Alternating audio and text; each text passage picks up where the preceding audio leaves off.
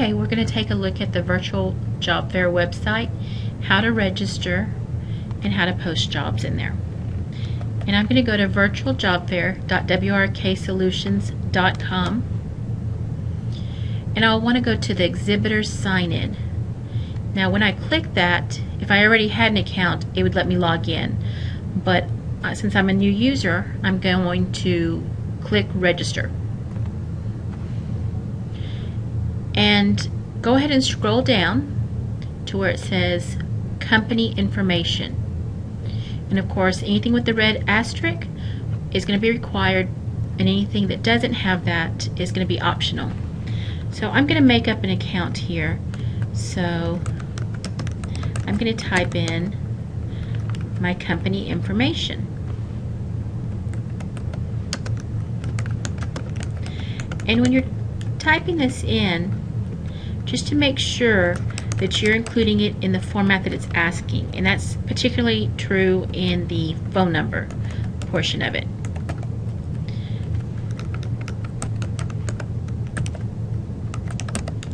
So I'm going to type it in the format that it's telling me. And on company bio, I recommend copying and pasting your mission statement or from your company website, but if you don't have that, you certainly can put something in so that you know a little bit about your company.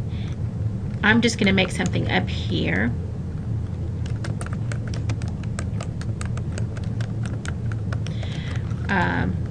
Showing that we're #1 in our industry.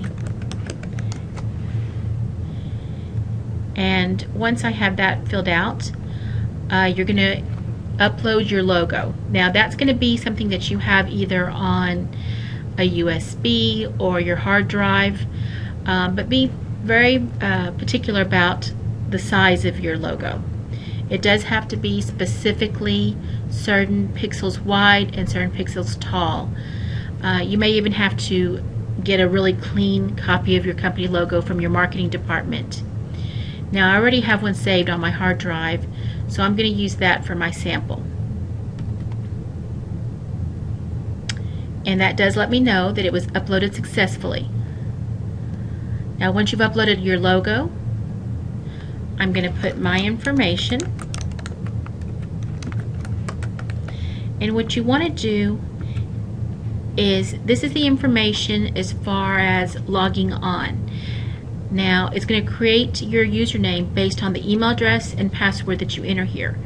If this is something that you're going to share with your HR department, who are going to all be accessing this site, you may want to keep something that's a little bit more universal, like hr@companyname.com or info if you have an HR email that you share. Now if it's just going to be you logging in for your company, you can put your own email address. And once you've entered that in, you are going to want to confirm that. And again, just remember your password is something that you want to write down or keep, so that way you can log on during the virtual job fair. Okay, you'll notice the next part says new applicant email. What that means is as job seekers are viewing your jobs on your virtual booth, if they apply for one of them, you'll get an email each time somebody applies for one of your positions. Now if you have 100 people apply for your positions, you may not want all those emails coming in while you're trying to do your work. And if you're like me, you get a lot of emails. But if it's something that you actually do want to be notified every time somebody applies real time, then you can switch that to yes. I'm going to keep that on no, because I feel like I can log on anytime I want and view to see who's applying for these positions. Featured business, that's fine, yes or no. It just goes by who applies first and it rotates out. Payment option, you're going to keep that offline because we actually don't have a payment part in this. This is going to be free, so the cost is 0. In terms of service, you're going to click I agree. That shows that you do understand that it's being used with Workforce Solutions. And your verification digits. Of course, yours are going to be different than mine, and I always have trouble viewing some of these and figuring out these digits, but these seem pretty easy. So I'm going to go ahead and click Create Account and see if that works. Okay, it says congratulations on your successful registration. Please take the opportunity now to create your first job for your virtual booth. Okay, so I'm going to go ahead and take a job that I have a copy of to use as my sample. So it's an accounting position. It's going to be under the industry Business and Financial Operations. And I'm going to take this job description and just copy it. And that way I can just paste it in here. Now, one thing about this particular job is this employer also wants to have them apply on their website, not just the virtual job fair. So if you want them just to apply on the virtual job fair, which is where they upload their resume and it's tied to your specific job, you can do that. But since this company would also like for them to apply on their website, I went ahead and included those directions in the body of it. So right here you'll see the job description, and below I also list for them to apply on the company website. So it gives them two things they're going to do. When the job seeker is applying for it, they can upload their resume to that job, but in addition to that, they still have to go on the company website. Job status active. I want this active because I want job seekers to see it. If it's something I don't want job seekers to see, then I can always change it to inactive. Number of openings, I have one opening. It's going to be full-time. The hours a week are full-time, so I'm going to put 40 hours.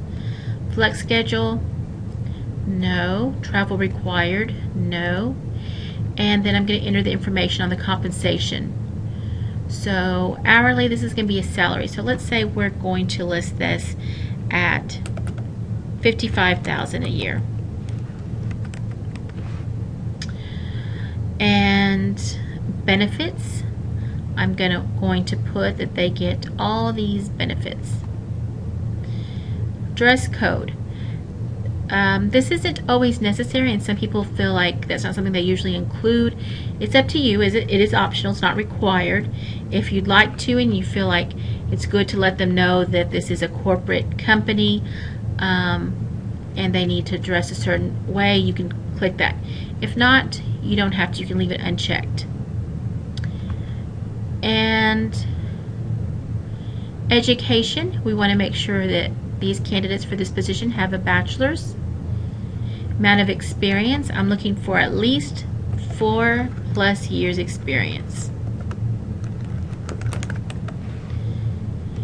And in accounting, they must know QuickBooks. Of course, this is just my sample, so there's actually different requirements on this job. And typing speed, that's not necessary for this position. And it's not a driving position, so I don't need a particular driver's license, so I'm going to leave that alone.